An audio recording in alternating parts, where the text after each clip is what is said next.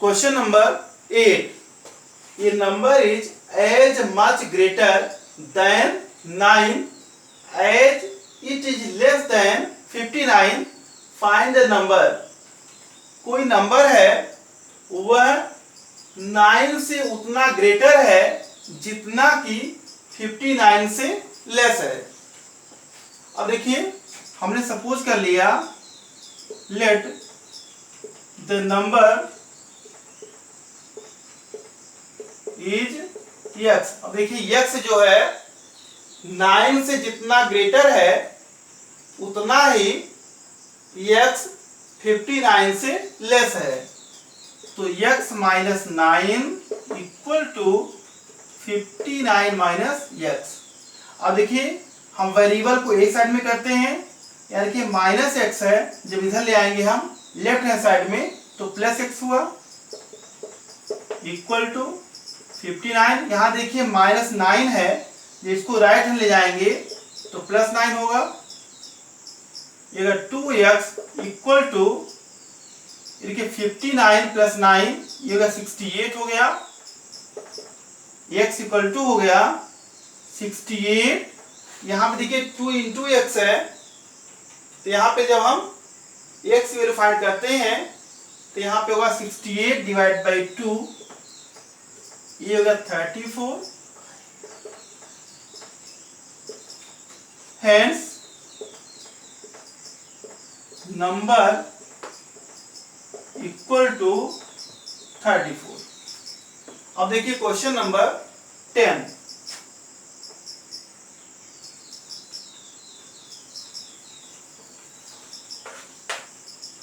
Question number 10, Radha is 19 years younger than her cousins।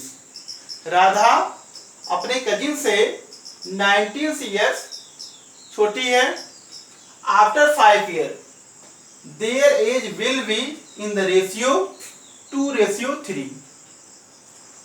find their present age। let present age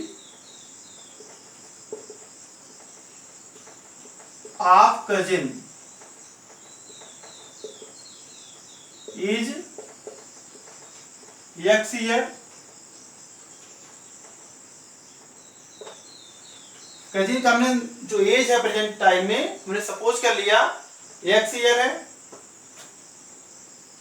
and present age of Radha is, Radha जो है 19 years अपने cousin से छोटी है, तो ये हो जाएगा x माइनस 19 ईयर्स। अब देखिए आफ्टर 5 ईयर मतलब 5 ईयर्स के बाद,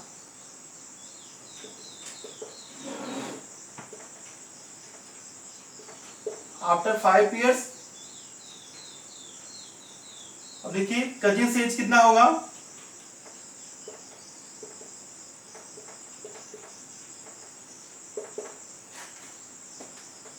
आफ्टर 5 ईयर। अगर प्रेजेंट टाइम में x ईयर है तो 5 साल बाद कितना एज होगा, ये होगा x प्लस 5 ईयर।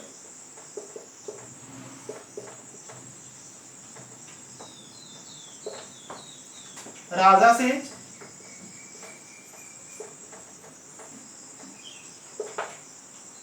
अब देखिए राधा का जो प्रेजेंट टाइम में एज है x माइनस 19 है, और 5 साल बाद इसका एज कितना होगा, जो प्रेजेंट टाइम में है उसमें हम 5 ईयर ऐड कर देंगे, तो x माइनस 19 प्लस 5 ये होगा x माइनस 14 ईयर्स।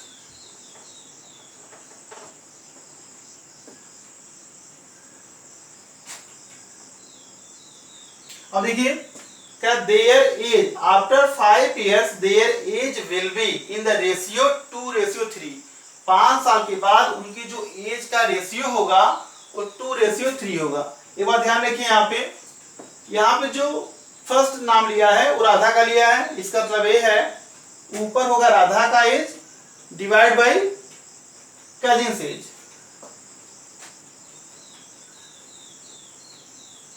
ये देखिए जो इक्वेशन बनेगा वह होगा x minus 14 divide by x plus 5 equal to 2:3।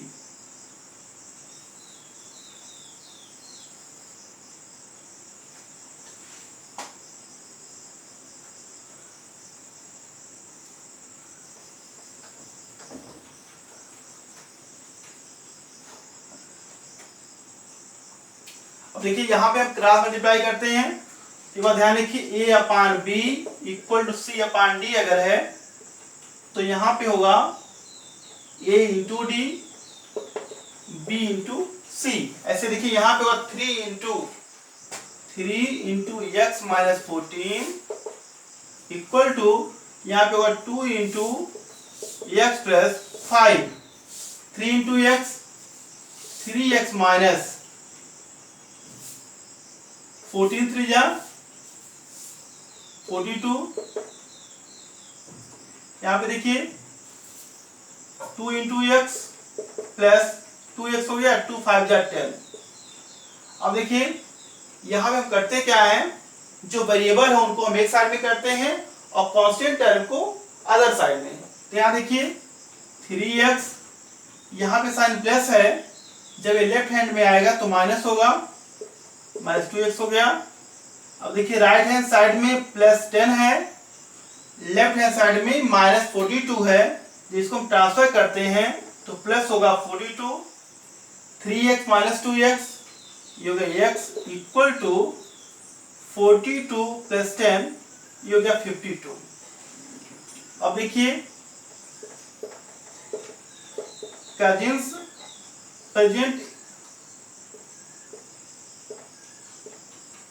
Present age of cousin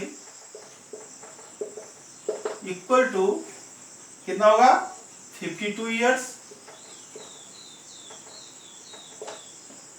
present age of Radha,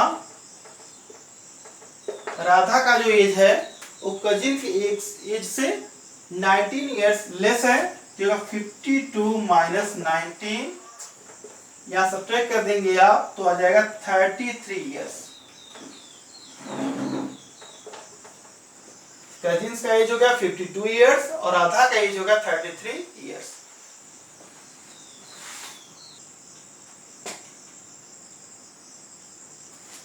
question number 11, the sum of age of Subbu and Tobu is 18 years and the difference between their age is 4 years. Find ages of Subbu and Tobu. हमें इन दोनों का as find करना है, जबकि इन दोनों के as का जो सम है वो 18 ईयर्स है। क्या देखिए, let age of Subbu and Tobu are, हमने सपोज कर लिया जो Subbu है उसका एज x है। अब देखिए इन दोनों के एज का जो सम है वह 18 ईयर्स है। इसका मतलब ये है जो Tobu का एज होगा, अगर हम 18 में से x सब्ट्रैक्ट कर दें तो जो एज आएगा वह Tobu का आएगा, तो गया 18 माइनस x। Subbu का एज x ईयर हो गया और Tobu का एज हो गया 18 माइनस x। अब देखिए एक difference between their age is 4 year. यहाँ देखिए difference between their age is 4 years. अब देखिए इन दोनों के एज का जो डिफरेंस है वह 4 ईयर आएगा, यानी कि x minus 18 minus x equal to 4।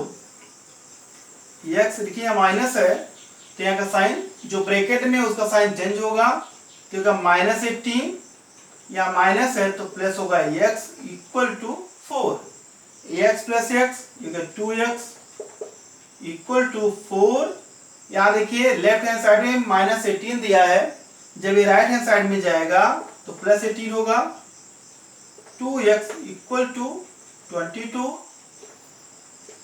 तो x इक्वल टू आ गया 22 डिवाइड बाई 2, ये 11 ईयर्स। इसका मतलब ये है जो सुबु है उसका एज आ गया 11 ईयर्स। अब देखिए यहां पे हो गया as of सुबु is 11 years,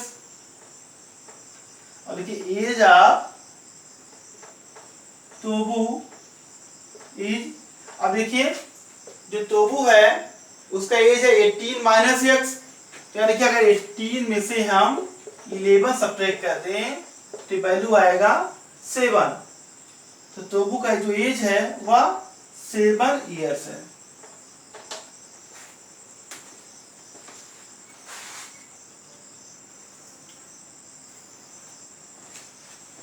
Question number 13.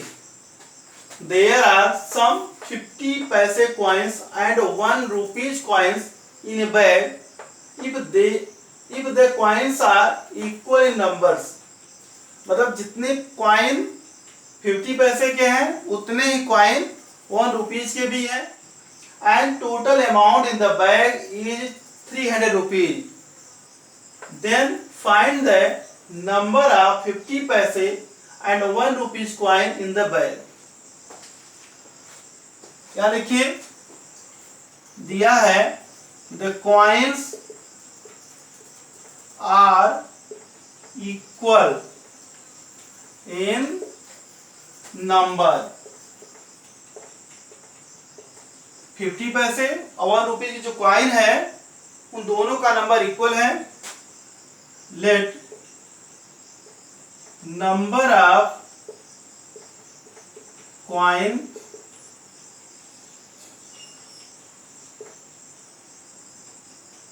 number of coins of 50 पैसे इक्वल इज x। तो ये जो है नंबर ऑफ कॉइन्स ऑफ ₹1 ये भी x होगा, और जो पैसा 50 पैसा और 1 रुपीज की जो कॉइन है वो टोटल वैल्यू उसका 300 रुपीज है।